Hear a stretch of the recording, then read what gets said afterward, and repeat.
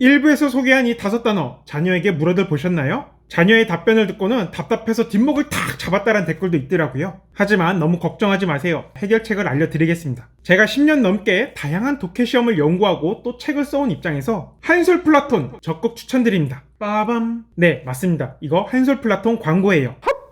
하지만 저 그렇게 쉬운 사람이 아닙니다. 제가 한솔 플라톤에서 2, 3년치 교재를 받아서 직접 분석을 해봤는데 검토하면 할수록 내가 초등학생 때부터 한솔 플라톤으로 공부했다면 얼마나 좋았을까 하는 생각이 절로 들더라고요. 그만큼 제 경험, 또 써온 책들의 방향성과 일맥상통해서 그래서 초등학부모님들께 꼭 추천드리고 싶어서 광고를 수락했습니다. 결국 독서가 답인데 구체적으로 아이의 어휘력, 이해력, 창의력을 발달시키기 위해서 무엇을 어떻게 독서시킬 것인가? 한솔 플라톤! 제가 생각한 한솔 플라톤의 구체적인 장점은 2가지입니다. 첫째, 매번 아이에게 무엇을 읽힐지 고민할 필요가 없습니다. 다양한 분야와 주제로 구성된 리딩북이 매주 한 권씩 제공되며 내용이 매년 단계적으로 심화 확장되는 형태라서 그냥 프로그램을 따라가기만 해도 다양한 주제, 배경지식, 어휘력을 쌓을 수가 있습니다. 특히 수학, 과학, 사회, 예술 등 교과 연계 컨텐츠는 국어뿐만 아니라 다른 과목 공부할 때도 도움이 될 거예요. 우리 아이는 책을 좋아해서 굳이 이런 거 필요가 없어요 라고 하실 분도 있을 거예요. 그런 분들이라면 일단 축하드립니다. 요즘 세상에 책을 좋아해서 알아서 찾아 읽는 것은 정말 희소한 재능이에요. 다만 이런 경우라 하더라도 특정 주제의 책만 편식하는 것은 아닌지 옆에서 봐주실 필요가 있습니다. 수학이나 과학책만 골라 읽어도 문제, 혹은 그런 책들만 빼고 골라 읽어도 문제. 초, 중, 고까지는요, 사회생활을 위해서라도 전반적으로 내용을 골고루 공부할 필요가 있어요. 이러한 교양이 시험은 물론 나중에 사회생활 때도 도움이 될 겁니다. 구체적으로 예를 들어보면 한솔 플라톤 토론 캠프 2에 현재 우리가 쓰고 있는 역법, 달력체계인 그레고리력이 소개돼요. 4의 배수인 해는 윤년이라고 해서 2월에 하루가 더 있죠. 29일까지. 이게 4의 배수일지라도 또 100의 배수인 해에는 윤년에서 제외되기 때문에 2월이 28일까지밖에 없어요. 근데 400의 배수인 해에는 또 윤년이 되고요. 이런 내용이 한솔 플라톤 4학년 리딩북에 있습니다. 또 이 내용이 2011학년도 수능 국어에 나온 적이 있어요. 그레고리력에 관한 과학 지문이었는데 일반적인 독서로는 이런 주제에 대한 내용을 읽을 일이 별로 없죠. 많은 학생들이 낯설어서 굉장히 어려워했던 지문입니다. 또 다른 사례, 한솔 플라톤은 이렇게 교과 연계된 경우가 있습니다. 지금 보여드릴 건 교과 연계된 컨텐츠인데 이 책을 읽고 독서후 활동으로 교과 논술 노트가 있거든요. 거기에 이런 쌍방향 미술에 대한 개념이 나와요. 눈으로만 보던 기존 작품의 전시에서 벗어나 관객이 직접 만지고 소리도 지르며 참여하는, 그렇게 참여하는 예술에 대한 거거든요. 정확히 이 내용이 또 수능에 이렇게 나온 적이 있어요.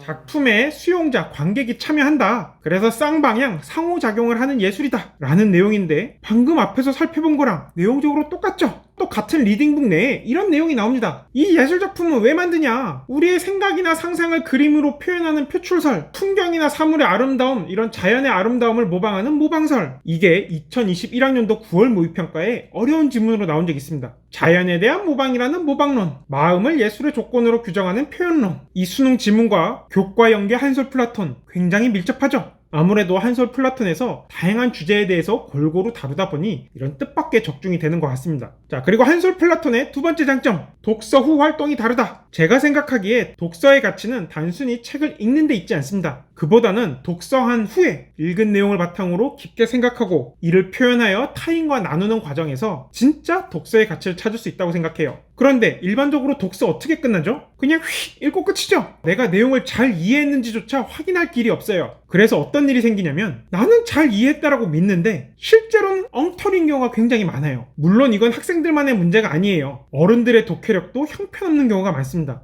이건 제가 너무 놀라기도 하고 황당해서 스크랩해뒀던 사례인데 기사 내용이 대략 이래요. 코로나 확진 분여 접촉자 1000명 넘어. 128번 확진자 남자는 부활절 예배에 참석해 149명과 접촉했다. 그리고 128번 확진자의 딸인 129번 확진자. 딸이니까 당연히 여성이죠? 확진 전까지 병원에서 간호사로 근무한 것으로 조사됐다. 이해하기 별로 어렵지 않죠? 그런데 여기에 좋아요를 400개 가까이 받은 베스트 댓글이 뭐였냐? 아니 어떻게 간호사라는 사람이 부활절 예배에 참석할 수 있지? 현업에 있는 사람이 어떻게 그러냐고요? 여기에 좋아요가 400개나 붙어있어요. 근데 간호사 부활절 예배에 참석했어요? 안 했어요? 안 했죠? 그 간호사의 아버지가 참석했던 거잖아요. 수능에 이렇게 주체 바꿔치기 하는 오답 패턴이 정말 많이 나오는데 이 정도 기사도 제대로 이해하지 못하는 독해력이라면 분명히 남들보다 인생의 난이도가 훨씬 어려울 거라고 생각합니다. 자, 이처럼 읽었다고 해서 다 이해한 것이 아니기 때문에 반드시 독서 후 활동이 있어야 돼요. 그리고 한솔 플라톤은 독서 후 활동이 다릅니다. 단순히 내용 확인 차원의 지문 내에 명확한 답이 있는 닫힌 질문뿐만 아니라 지문에 답이 없는, 그래서 관점에 따라 답이 달라질 수 있는 열린 질문도 제공합니다. 특히 아이가 미래의 경쟁력을 갖기 위해서는 열린 질문에 잘 대답할 수 있는 능력이 중요하다고 생각해요. 객관식 문제로 대변되는 닫힌 질문에 잘 답하는 능력도 중요하긴 하지만 이런 건 이제 인공지능이 사람만큼 하거나 혹은 더 잘할 가능성이 있어요. 그렇다면 인간으로서 우리 아이의 경쟁력은 어디서 찾아야겠어요? 인공지능이 쉽사리 답변할 수 없을 만한 이런 열린 질문에서 찾아야 됩니다. 예를 들어 벌거벗은 임금님을 읽고 나서 임금님이 벌거벗었다고 솔직하게 말한 사람은 누구인가요? 라는 질문에는 이제 컴퓨터도 대답할 수 있습니다. 하지만 한솔 플라톤 요 생각노트에 있는 질문, 사람들은 왜 꼬마가 소리치기 전까지는 임금님이 벌거벗었다고 말하지 않았을까요? 여기에 대해서는 기계가 한동안 답변하지 못할 겁니다. 애초에 정답이 없거든요.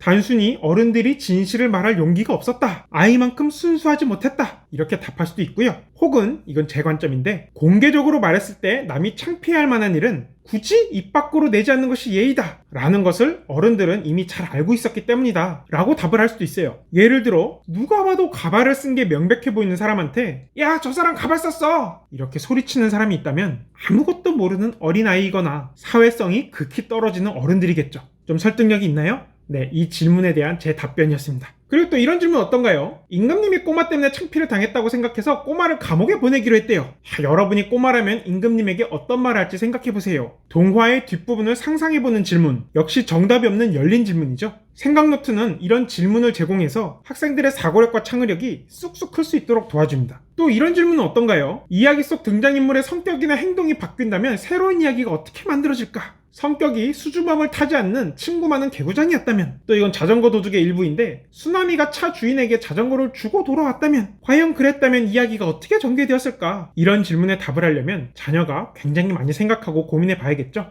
요즘 초등학교 교과서나 수업도 이렇게 열린 질문에 대해서 자신의 생각을 표현하고 또 친구들과 의견을 나눠보는 플라톤식으로 많이 바뀌었어요. 초등학부모님들이라면 한 학기 한 권 읽기 다들 알고 계시죠? 초등학교 3학년부터는 한 학기마다 책 한 권을 선정해서 수업 시간을 통해서 그 책을 끝까지 읽어 나갑니다. 수업은 독서 준비 단계, 독서 단계, 독서 후 단계 이렇게 이루어져 있고, 독서 후 단계에서는 내 생각을 말과 글로 또래 친구들과 나누는 과정이에요. 네, 한솔 플라톤에서 매주 하는 것과 똑같은 과정입니다. 책을 읽고 독서 후 활동을 통해서 사고력을 키워나가는 거죠. 수능 출제하시는 교수님들도 이런 식의 생각 훈련이 중요하다는 걸 알고 계시기 때문에 객관식 수능의 틀 내에서도 플라톤식으로 사고력을 측정하려는 시도가 있어 왔습니다. 여러분, 이솝 우화의 참나무와 갈대 다 아시죠? 허약하고 바람에 쉽게 굽힌다는 참나무의 놀림에 갈대는 그저 고개만 숙이고 있었다. 그때 거센 바람이 불었고 갈대는 이리저리 흔들리면서 바람을 이겨냈지만 제 힘만 믿고 바람에 맞서 버티던 참나무는 결국 부러지고 말았다. 이렇게 짧은 우화를 보기로 던져주고 선택지에서는 사고 방향에 따라 바꿔 써보라고 했어요. 주제를 바꿀 수도 있고요, 상황을 바꿀 수도 있고요, 서술의 시점을 바꿀 수도 있고요. 삼포 가는 길이라는 소설의 뒷부분을 이렇게 5가지로 구성해보는 문제도 나온 적이 있어요. 이런 문제들은 줄거리를 달달달달 외운다고 해결되는 게 아닙니다. 평소에 내용 이해를 바탕으로 논리적으로 차근차근 생각을 전개해본 학생들에게 굉장히 유리한 문제죠. 그리고 일부에서도 말했듯 지금 초등학생들이 칠 수능에 주관식 문항이 들어가면요, 한솔 플라톤식으로 내용을 깊게 고민하고 또 말과 글로써 생각을 표현해본 학생들에게 유리할 수밖에 없어요. 대학별 논술고사는 말할 것도 없겠죠. 맞아. 자, 이 영상을 지금까지 시청해주신 초등학부모님들이라면 적어도 자녀에게 무엇을 시켜야 될지 몰라서 고민되진 않으실 거예요. 국어시험 전문가로서 한솔 플라톤 적극 추천해드리며, 이에 대해 좀 더 알고 싶은 분들은 본문에 링크 남겨둘 테니 한솔 플라톤 무료 체험을 한번 신청해보세요. 자녀가 어릴 때 잘 투자해두시면 결과적으로 사교육비를 크게 아끼는 길이 될 겁니다. 여기까지 들어주셔서 감사하고 제 영상이 행복한 가정 꾸리시는데 도움이 되길 바랍니다.